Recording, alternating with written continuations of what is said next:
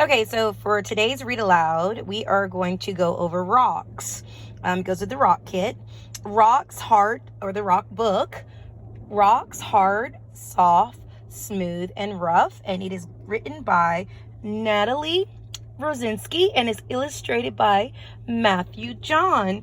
And we're going to actually switch it up a little bit and play music with our read aloud. So it's called Rocks Hard, Soft, Smooth, and Rough.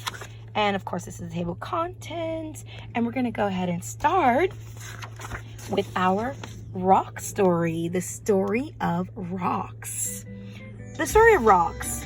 See the rocks on your feet. Pick it up. Hold it in your hands. It's smooth, sparkly, and soft and sandy. It's marked with the shape of the shell. Look closely at the rock, and you can learn its story. A lot of things can happen to rocks. They can crack, they can break into millions of tiny pieces, they can be pressed or squeezed together. Rocks can even melt. Pools of hot melted rock hide deep inside the earth. You might see specks or large stripes of different colors in your rocks. These specks and stripes are different kinds of minerals. Minerals are basic building blocks of rocks. Rubies and diamonds and minerals. Rubies and diamonds are minerals. People carve them into gems that sparkle into necklaces and rings. Igneous rock.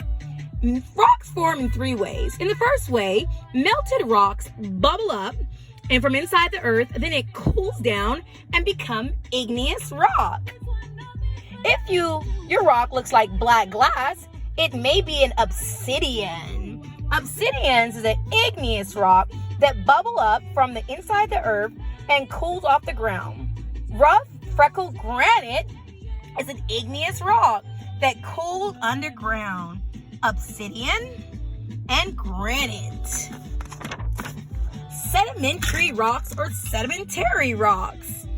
Rocks also form when sand and natural things are squeezed together until they turn hard. This kind of rock is called sedimentary rock. These rocks are a little softer than igneous rocks. Plant, animal, body, shells, sand, and chips of other rocks pile up at the bottom of the ocean and rivers. This mixture is called sediment. As the mixture piles up, it gets heavy, and sediments at the bottom get squeezed together. It turns harder and harder until the rock, sedimentary rock, it turns into sedimentary rock. This rock can take millions of years to form. If you see grains of crumbly sand in your rock, it might be a sandstone. Dull and gritty sandstones in a sedimentary rock make of sand, red, brown, green, or yellow. If you see squiggles and bumps from the little shells and skeletons in your rock, it might be limestone. Limestone is another sedimentary rock.